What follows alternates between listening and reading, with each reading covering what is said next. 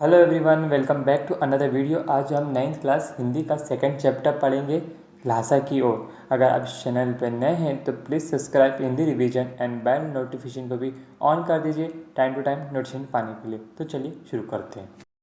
राहुल सांस्कृत्यायन। राहुल जी का जन्म सन 1893 में उनके बनिहाल गांव पंडाल जिले आदमगढ़ उत्तर प्रदेश में हुआ था। उनका मूल नाम केदार पांडे था। उनकी शिक्षा काशी, आगरा और लाहौर में हुई थी। सन 1930 में उन्होंने श्रीलंका जाकर बौद्ध धर्म ग्रहण कर लिया। तब से उनका नाम राहुल सांकृत्यायन हो गया और सन 1963 में उनका देहांत हो गया। में राहुल जी ने अपने तिब्बत यात्रा का वर्णन किया है, जो उन्होंने सन 1929 से 1930 में नेपाल के रास्ते में की थी। क्योंकि उस समय भारतीय को तिब्बत यात्रा की अनुमति नहीं थी, इसलिए उन्होंने यह यात्रा भिकमंगों के भेष में की थी। लेखक की यात्रा बहुत वर्ष पहले, जब फटिकालू फोर्ट का रास्ता नहीं बना था, तो नेपाल से तिब्बत जाने का एक ही रास्ता था। इस रास्ते पर नेपाल के लोग साथ साथ भारत के लोग भी जाया करते थे। यह रास्ता व्यापारी और सैनिक रास्ता भी था, इसलिए लेखक ने इसे मुख्य रास्ता कहा है। तिब्बत में मुसाफिर के लिए बहुत सी तकलीफ भी थी और कुछ अच्छी बातें भी थी। वहाँ जाति पाति छुआछूत का सवाल ही नहीं था और वहाँ औरतें पर्दा भी नहीं डालती थी।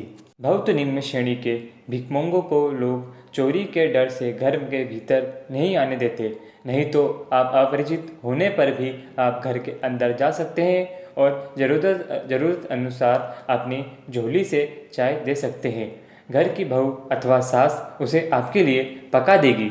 हरिश्चंद्र चीनी किले से वे जब वह चले तो एक व्यक्ति को 2 चिट्ठी शाहगिरी देकर थोड़ला से पहले आखिरी गांव में पहुंच गए। यहाँ सुमति मंगोल वृक्ष राहुल जी का दोस्त थे। पहचाना तथा भिखारी होने के कारण अच्छी जगह रहने के लिए मिली।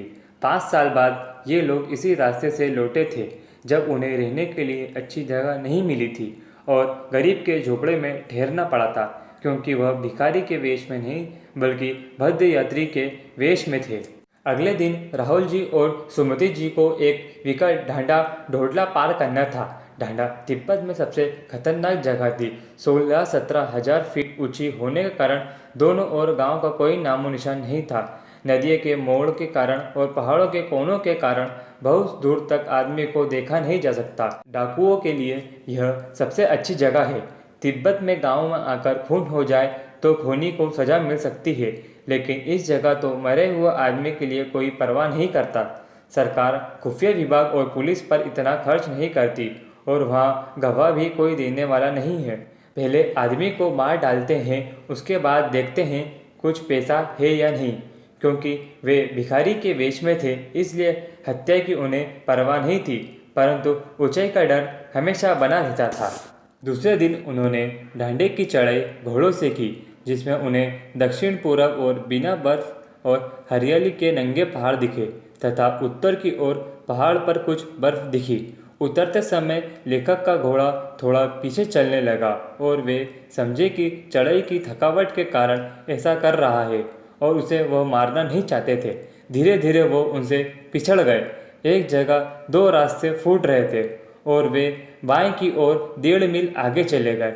बाद में पूछने पर पता चला कि लेकोर का रास्ता दाएं की तरफ है तथा जिससे लेखक को देरी हो गई। सुमति नाराज हो गए। खैर, सुमति को जितनी जल्दी गुस्सा आता था उतनी ही जल्दी ठंडा भी हो जाता था और वे लडकोर में एक अच्छी जगह ठहरे। वे अब टिडरी के मैदान में थे, जो पहाड़ों से घिरा टापू था। सामने एक छोटी सी पहाड़ी दिखाई पड़ रही थी। उसी पहाड़ी का नाम टिडरी समाधिगिरी था। आसपास के गांव में भी सुमति के कितने ही यजमान थे।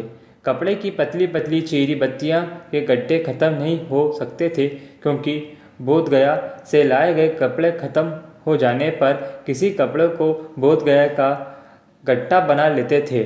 वह अपने यजमानों के पास जाना चाहते थे। मैंने सोचा यह तो हफ्ता भर उधर ही लगा देंगे।